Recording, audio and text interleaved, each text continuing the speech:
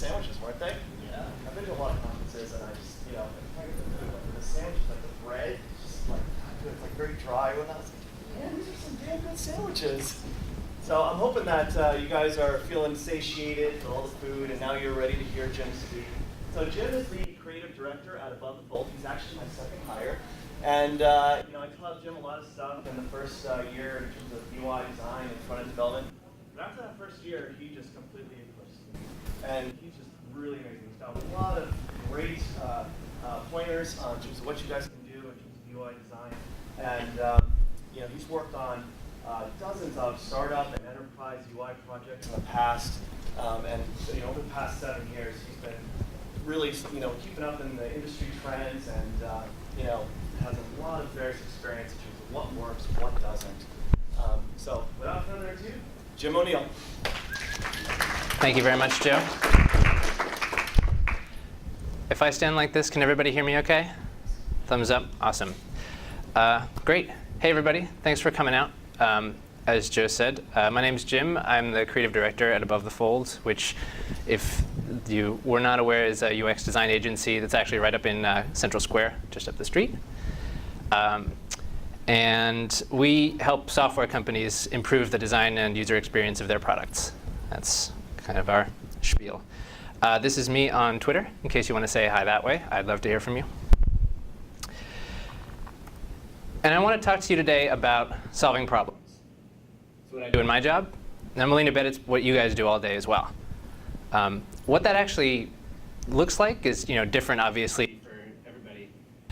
At Above the Fold, it's usually, you know, coming in to consult on an existing product and helping our client figure out what we can do to make it work better for the users. And we have a set of steps that we generally use when we approach a new problem that help us figure out whether the problem really is what we think it is and what to do next. And this is kind of our take on user experience design. Now, Joe actually gave a talk at this conference last year called Solution Design, which really addressed those first 3 steps on our list. It's on SlideShare, so you definitely check it out. The link is down there. You can't really see it. These slides will be online via Twitter and joined in and stuff afterwards, so don't worry about that. And meanwhile, my job today is to talk about this last one, implementation. You know, the part where we actually do some stuff. And there's a tricky issue here, which is though we might have some general direction from, you know, figuring out the problem, when the rubber hits the road, you know, when you open up the design software or your IDE or whatever, and you actually, you know, you're faced with that blank page, like, what do? You know, where do you start? And so at that point, we're concerned with a few questions like, what's the best way to do this? You know, solve this problem that we have. Has anyone ever done anything like this before?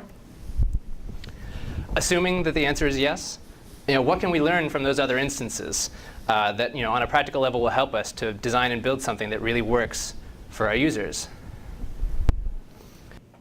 Speaking of questions, let me just take a moment here to ask you guys a few. How many of you would consider yourselves mainly developers in the audience? Awesome.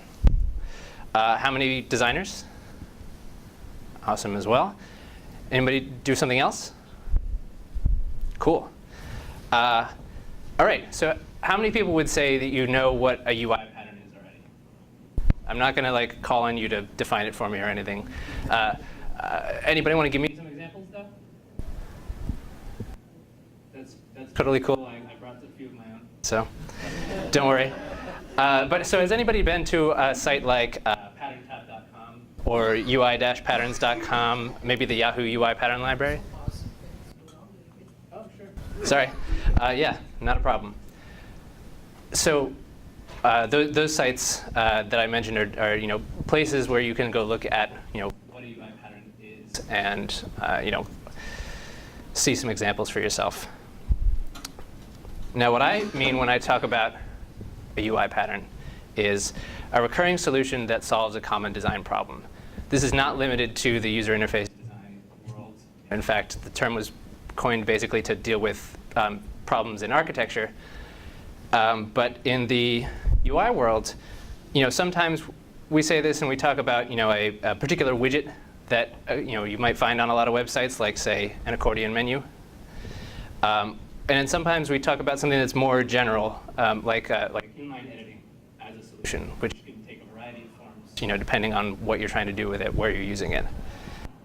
And basically, the point I'm arguing is that you kind of want to have a catalog of these things, in your head, and be able to research them online, so that you can quickly zero in on good ways to solve the problems that you encounter, without too much banging your head against the wall and spending time reinventing the wheel, banging the wheel against the wall.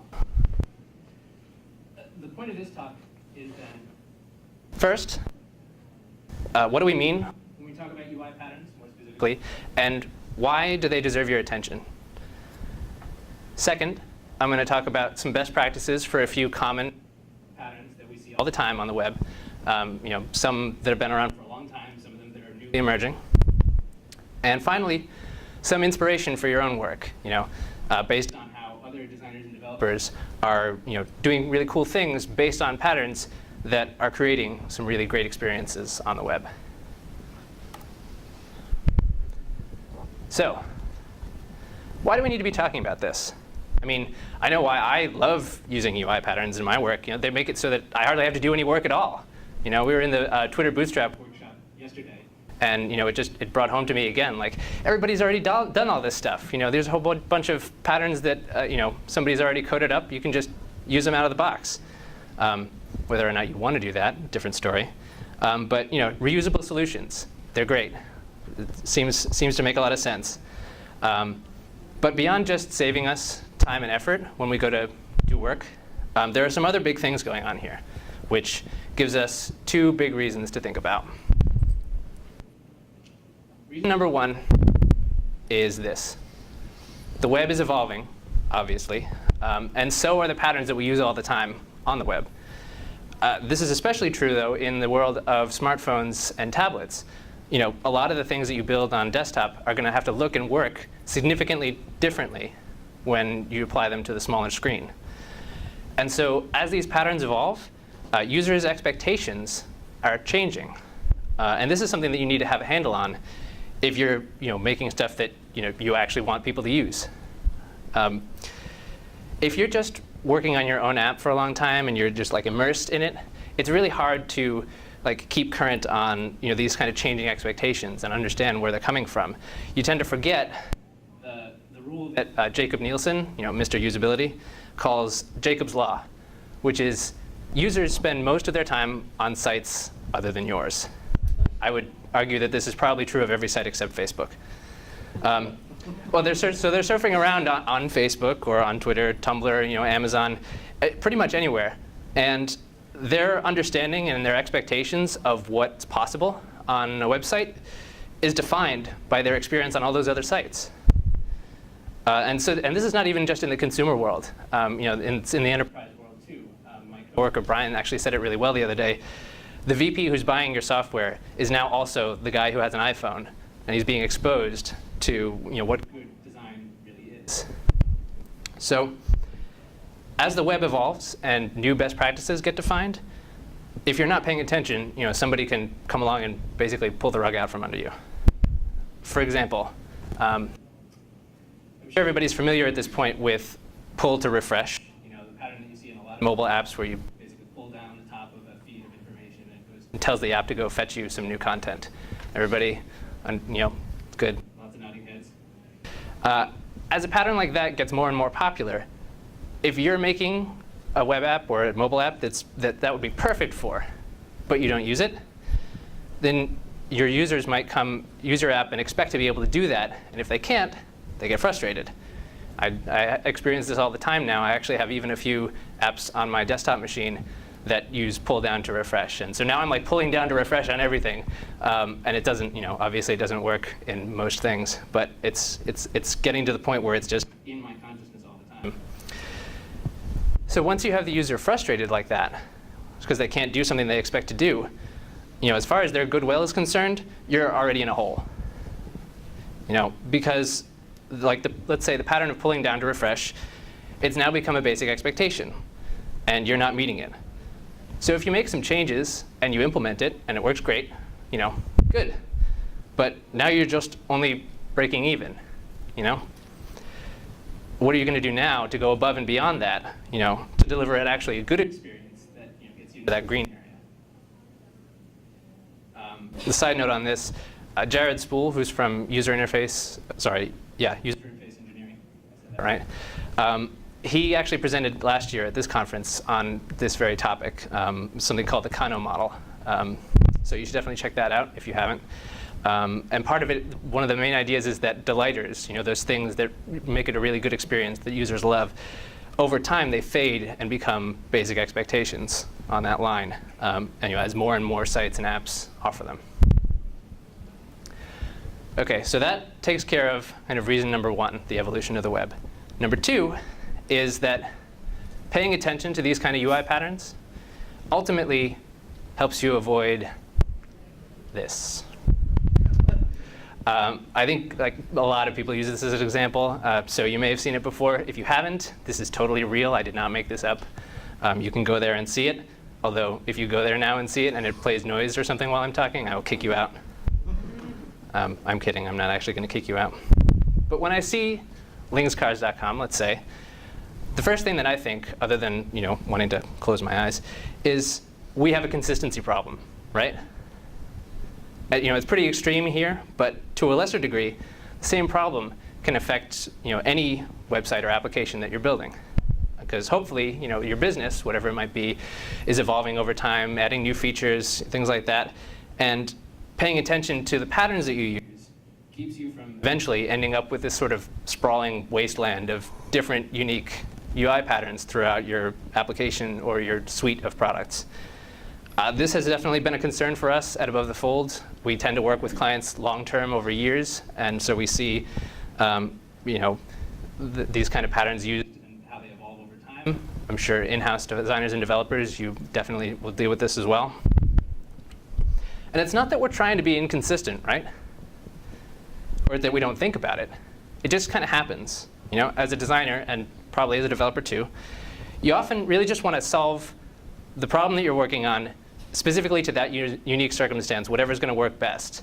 And you don't necessarily realize how many headaches it might cause in the long term to have 4 different versions of the same accordion widget on your site, or whatever it might be. For example, we have a client that we've worked with. Unfortunately, I can't really share anything about the visual examples, but we worked on several different software applications with them that are all part of the same family. At some point, though, we got asked to compile kind of a library of all the different UI patterns that we're using to help everybody be more consistent. And we were like, oh, snap. Look at all the different ways that we're solving the same problem. This is a mess. So the first version of that UI library was basically an audit of how bad things were. Over time, as we continued to work with the same client, we were more able to drive consistency and reduce the number of different patterns that we were using.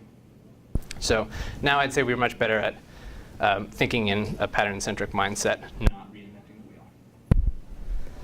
OK, how's everybody doing so far? Still awake?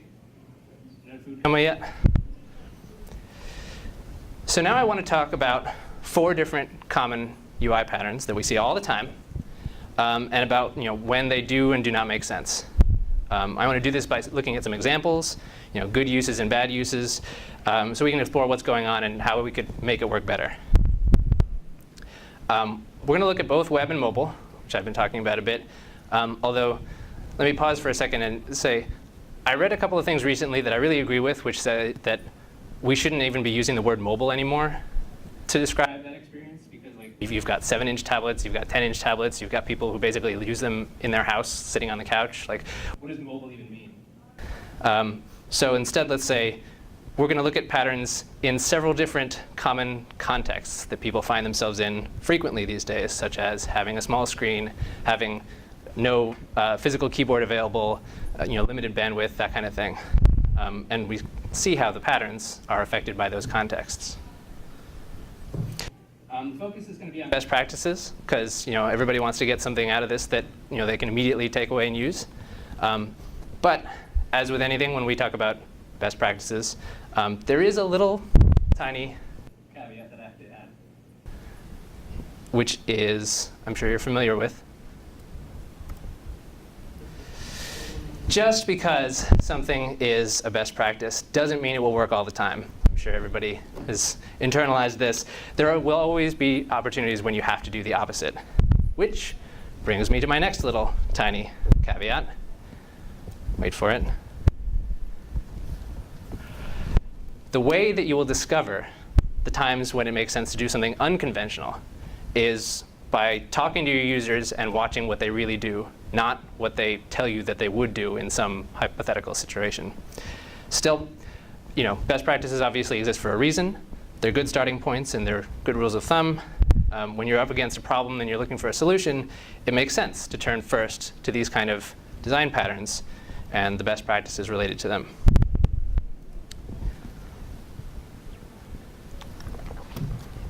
So let's dive in. The first pattern I want to talk about is searching and filtering, which, when you think about it, the first thing you might think is like the e-commerce world, right? Looking for stuff on Amazon.com. But there's an interesting thing happening that is not just limited to e-commerce.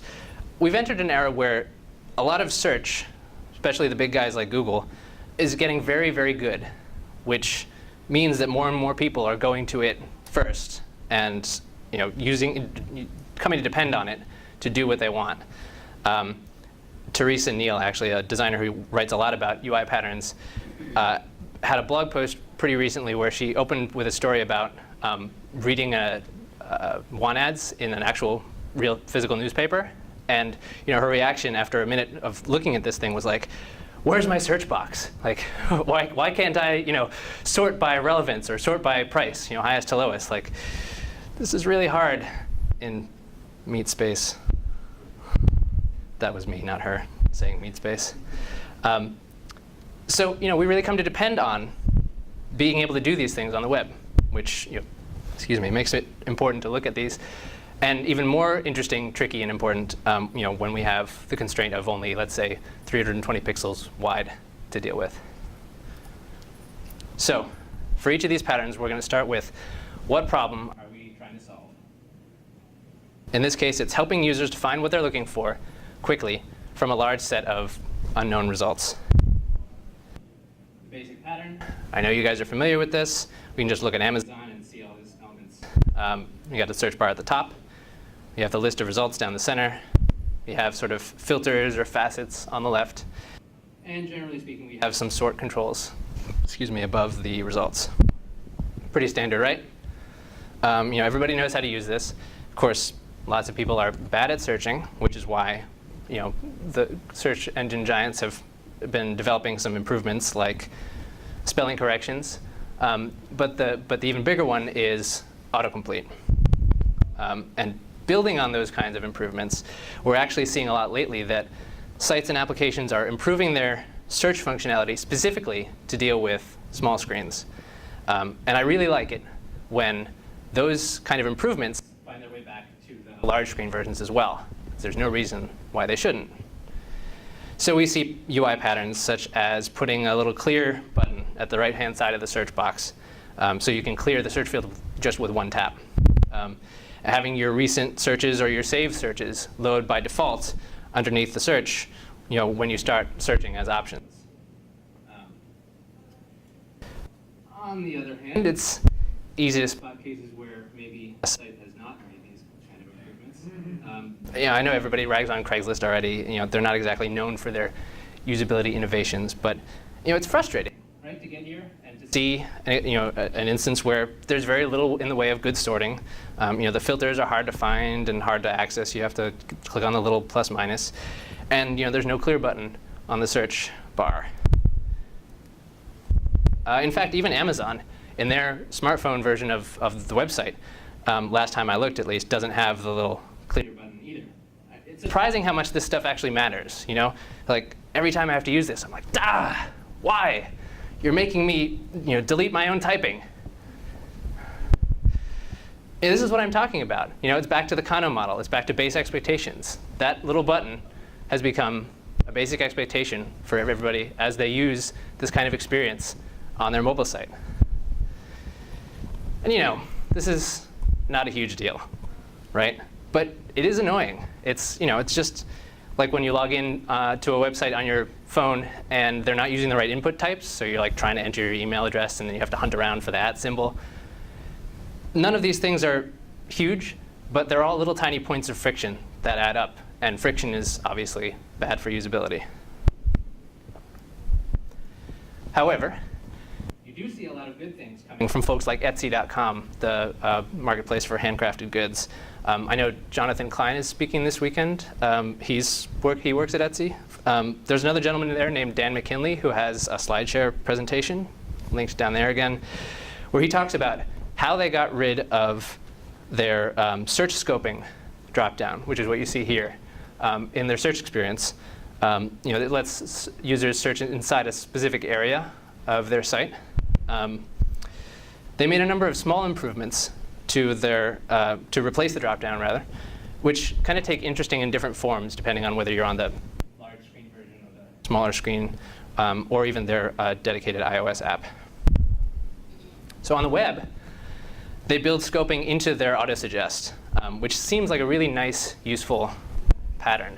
I don't know how well you can see it, but basically you've got the search bar up here, and then you've got auto-completion results. And then here, basically the next 3 results tell you, just as you're searching, that there are these areas inside, smaller than just searching everything, that you might want to search in. And I think that's really nice. It's, again, the sort of just-in-time interaction. On the mobile web, they skip that scoping in the autocomplete, but they make reference to it in the search bar. Oh gosh, this is very hard to see, in fact impossible. Right where my cursor is, that you can't see. Let me see if I can do that. Any better? Not really. That's fine. What it says is search handmade or vintage. And so it's letting you know right in there, even though it's not the same pattern, it's making reference to the fact that, oh, there are these subsections that you might want to scope your search to. In the mobile app, they put categories into the search interface, and they have no autocomplete at all, but they sort of allow this scoping by category after you search in a more granular way. I'm sure that they've done quite a bit of testing to sort of figure out what type of patterns here are going to work best for the specific audience that they're mainly targeting with each of these different experiences. So those are some pretty clever ways of allowing users to scope or filter their search, saving some effort. Dropbox.com, their mobile app, has what I would call sort of the more expected take on filtering. They've got 3 filter options. It's real easy. It can persist throughout the search experience because it takes up very little space. And again, you can bet that they did testing to make sure that their users will find that useful. And those are the type of filters that they're looking for. One other one I want to mention is iStockPhoto.com on the large screen experience.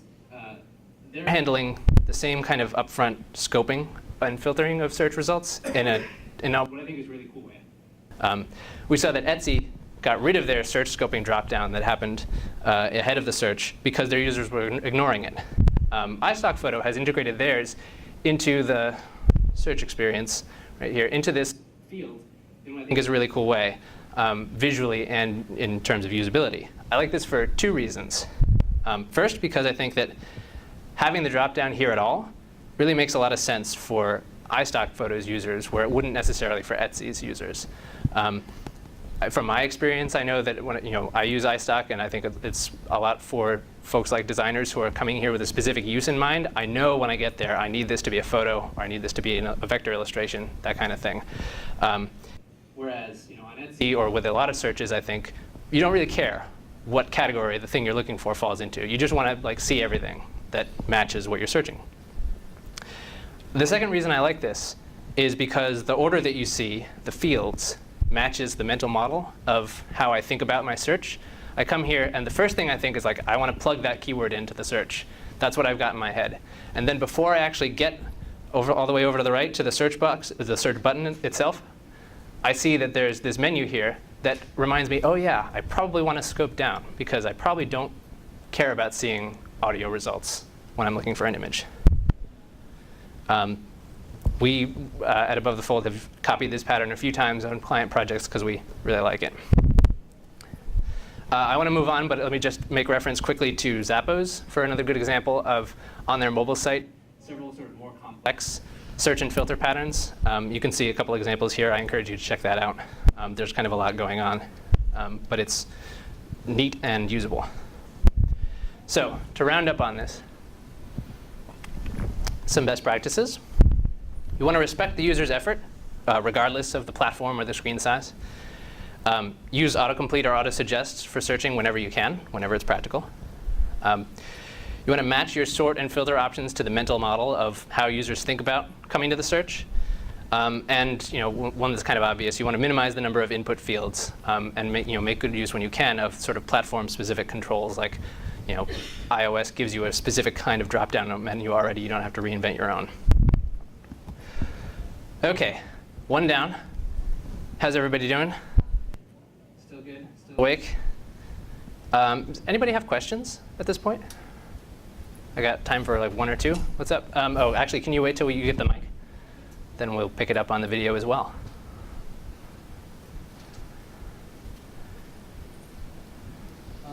One question. Do you see these patterns as being culturally different? Like something that's a pattern in the US may not be a pattern, or maybe an anti-pattern in Asia and vice versa? That is a really good question. The question, again, was, do these patterns tend to be cultural in nature, so what works in one region of the world might not work in another? I think there's definite potential for that. I don't honestly have a lot of personal experience dealing with the global impacts of that kind of thing. But I know that certain areas, like the order that things get read in, especially if you're dealing with right to left reading culture or color specifically, I know that those are areas of design that are very well ensconced as culturally specific. So those are the kind of areas that I would definitely look out for. Does that make sense? Cool. Anybody else? All right, let's move on. The second pattern I want to talk about is continuous scrolling. This is a little bit, I think, newer, I would say. It's been talked about a lot lately, and I kind of feel like there's controversy involved. This is where you can scroll down through the content of a site or an app and never hit the bottom, basically. The obvious examples of this are like Facebook's newsfeed, the Twitter stream that you can keep scrolling through forever. I remember last October, Apple kind of made waves when they released an update for iBooks that let you scroll continuously through whatever book you're reading. Some people love this pattern. Some people hate it. But the point I kind of want to make is there are situations where it works really well, and there are situations where it doesn't. And when you use it, there are certain things that you want to do, and there's certain things that you want to generally avoid. So again, begin with what problems are we actually trying to solve? We're showing a subset of results so that we don't have to load everything at once. And we're keeping users engaged in the content without the distractions of navigation. For example, clicking page 1, page 2, page 3 at the end of the content. Let's break down the elements of the pattern. There's the content, the stuff that you're trying to read. There's the scroll bar, of course, at the right. There's the navigation bar at the top, which often in this situation is fixed, but not necessarily. There's the footer, maybe, at the bottom. And there's usually, when you want to leave space for a loading indicator when more stuff is coming up. So let's look at a couple more examples. We saw with Twitter that the continuous scrolling just auto loads all the time. Obviously, we didn't see it in real life, but that's the implication. Facebook does something else that's interesting and I think kind of better. On the initial page load for your newsfeed, they don't auto-load more content unless you specifically tell them to. There's this button at the bottom called More Posts, or I guess it's a link, not a button, right here, that you have to explicitly click. And I think that's a good thing because the user gets to choose, I am entering continuous scrolling mode, basically. This is a choice I'm making. Whereas they could not do so if what they really want is to go down to the footer and click one of those links. We contrast this with a different example, which is a site called concrete5.org. This is their forum. And here, there's this nice big footer with lots of things that I probably want to click on. But when I'm reading down these forum posts, it auto-loads the next several continuously for me, and there's no way to stop it. So you get down to the footer, you can see it for like 2 seconds. Oh, I want to click on that, and it gets yanked out of view, never to be seen again until you finish scrolling again. So another thing that might be nice here, obviously to improve this experience, is to have the navigation bar again be fixed at the top, so you can go back up easily. Again, not mandatory, but a good idea. Just to quickly touch on Amazon, does the same kind of choose to load more. They have the see more results button at the bottom. Again, leaves the user in control, but it's much easier to quickly navigate than traditional pagination, where you click 1, 2, 3, 4. Yes? If I could just add something, because sometimes with the scrolling, when you get more results, afterwards you click on the link, you go somewhere, you go back, and you are not positioned where you were.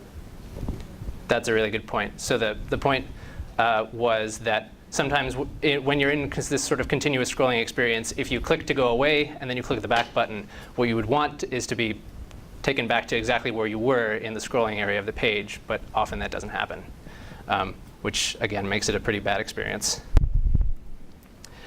I can make one other comment about continuous scrolling. Sure. Places where I've seen it used don't provide any indication analogous to a scroll bar. It's not just show you how far through the list you are. And that, more than anything else, is what makes me feel like I'd rather not have it. Yeah. If they would add that, then it's a great feature. Yep. So that actually ties into this slide right here. The point being made was not having an indicator of some kind to locate you in the general scheme of results makes it a bad experience as well. So with iBooks, they have a little bit more control. It's a native app, so they can do a few more things. First of all, it's an explicit mode. I can turn on continuous scrolling or turn it off as a user. And a lot like Twitter, this is an example of an instance where continuous scrolling seems to really shine, because you just want to be immersed in the same content for a long time without being distracted. But they've made sure to persist all the navigation you might want to use through the whole scrolling experience. And because they load all the content at once, which is something that most of these experiences don't have the luxury of doing, they actually can provide you with some sort of realistic indicator along the right-hand side of where you are in the content, as opposed to most websites where it breaks the scroll bar metaphor entirely. Speaking of breaking the scroll bar, you should totally all check out this site. It's unfold.no, which is a Norwegian creative agency. I found this, and the site actually just continuously scrolls through the same content repeatedly. It just repeats over and over again with no end. It's a great example of how to confuse the hell out of your users.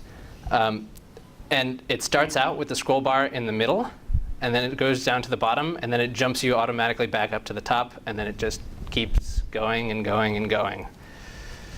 Yeah, no. Drives me bonkers. So we've looked at a couple of bad examples, a couple of good examples of from the user's perspective. I do want to briefly make the case that there's a business perspective here as well. I mentioned Dan McKinley's slide share about Etsy before. One of the points that he makes is they actually added continuous scrolling to their search results for a while, found that people clicked less than they did before on products, and so they just took it out. I do have to speed things up a bit, so I'm gonna try and do that. But pros and cons, we pretty much talked about these. Continuous immersion in the content is a pro. And then the cons, of course, it's easy to lose yourself. Your scroll bar expectations are broken. The last one deserves some mention, which is there's no sense of psychological closure. There's no like, I'm done. I've read the entire internet. You can never get there. Best practices, I pretty much mentioned these, but the key one I think is it's good for long-form browsing. Maybe not as good for completing specific tasks, like if you're in an e-commerce experience. We looked at all of these. I'm not going to go through them in super detail verbally. So let me touch on tables, which is our next one. Great for presenting tabular data. Not necessarily great for readability. If you have a big table with lots of data in it, you want to make sure that it's readable and usable. And things obviously get really tricky with tables when you're dealing with, again, the small screen. What problems are we solving? Displaying tabular data in a readable way. usually, or not usually, but often you're allowing users to drill into rows and perform actions. And you're preserving these relationships between items in space, especially when there's not enough space to show everything once. So breaking down the general pattern, you've got your overall table. You've got the header rows, often. Optionally, you might have some actions, usually on the left edge or the right edge. You got sort links that happen often in the header rows. And you have this kind of grid relationship where you read left and you read down, and you find the information that's the intersection of those two. So those are the key points.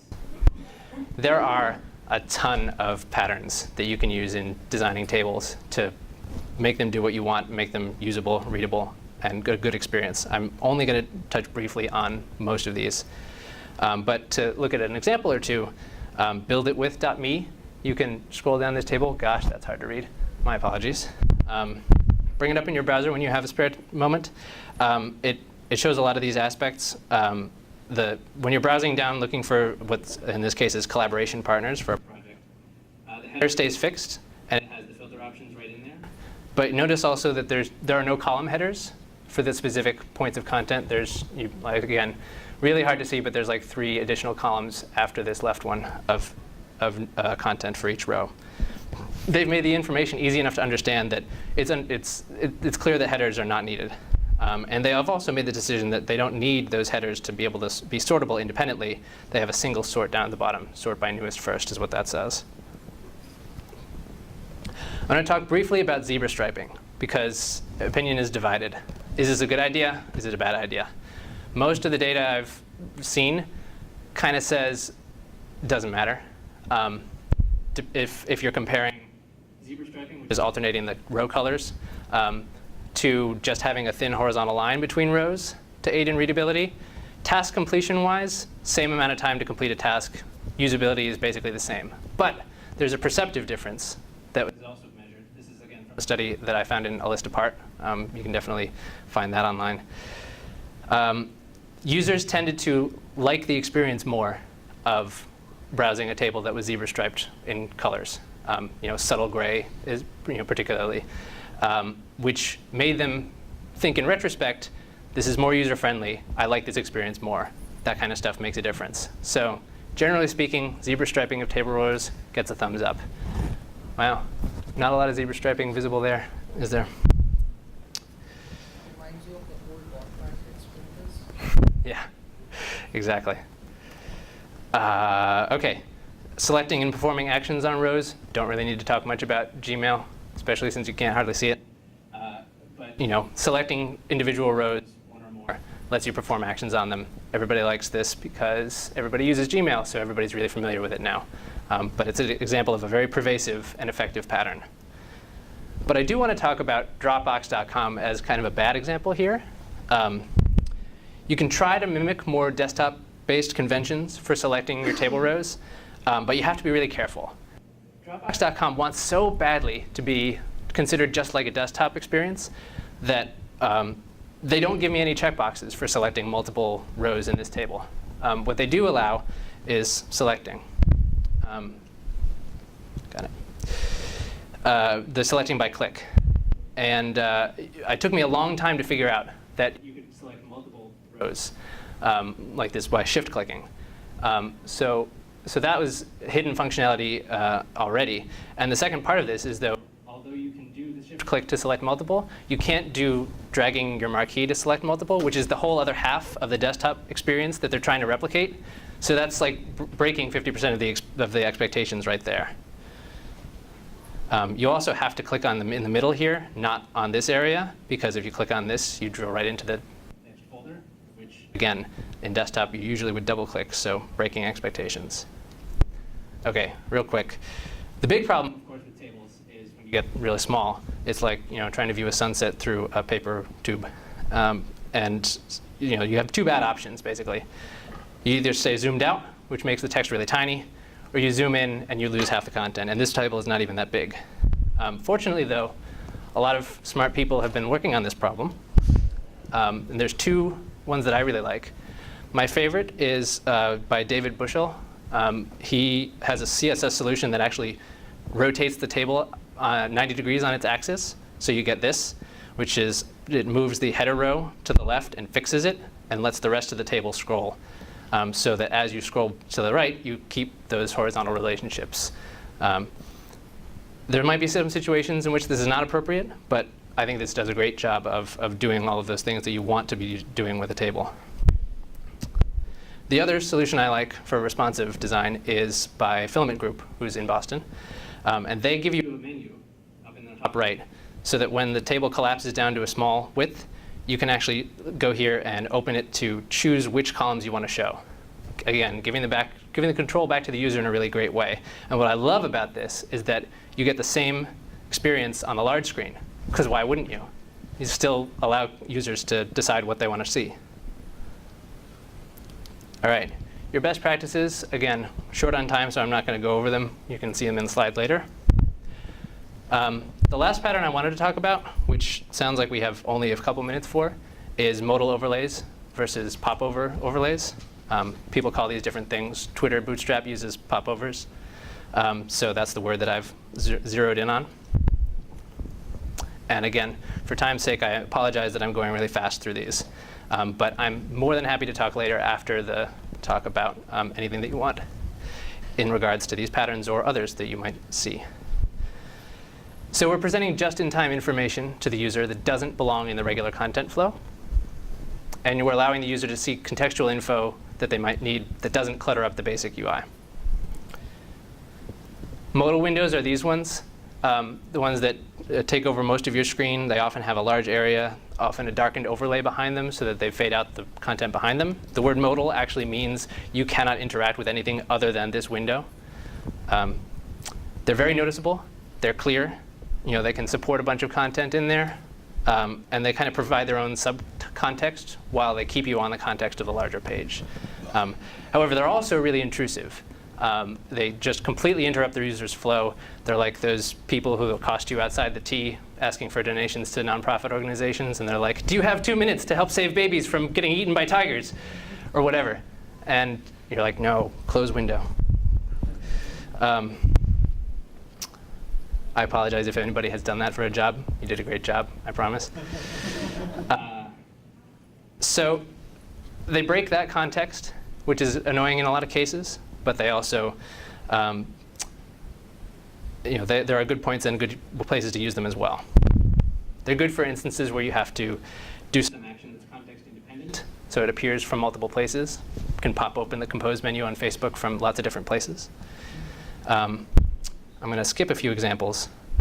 They're not great for validating errors, although we at Above the Fold, like everybody, has done this a few times. When the chips are down, when we really need to launch in 2 hours. The better way to handle error validation is with the popover, which is, again, the other half of this pattern. It lets you continue interacting with the rest of the page. It doesn't make you hit a continue button before you correct your input. And so that's basically the good part.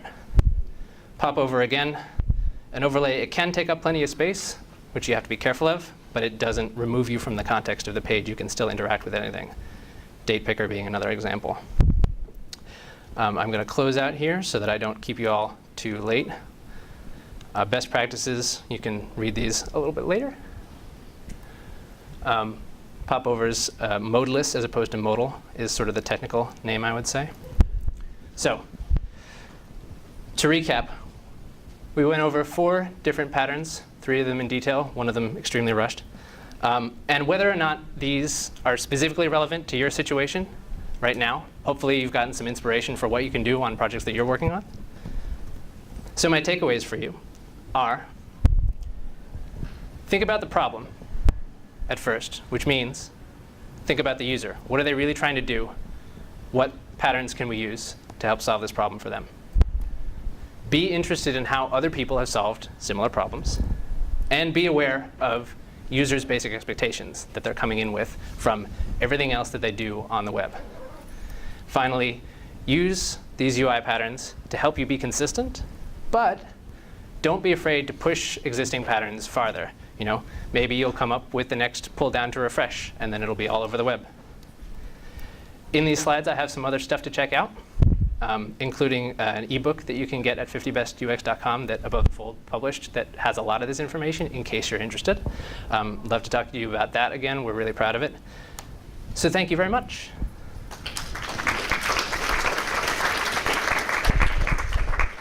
Again, it sounds like everybody needs to get to their next talk, but I'm happy to stick around if you have questions for a few minutes.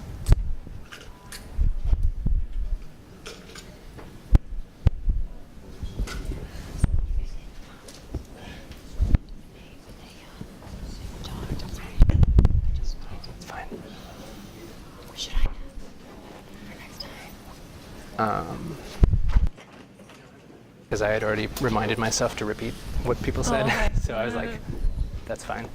Have you seen, I've read the filament groups article and plan on using it.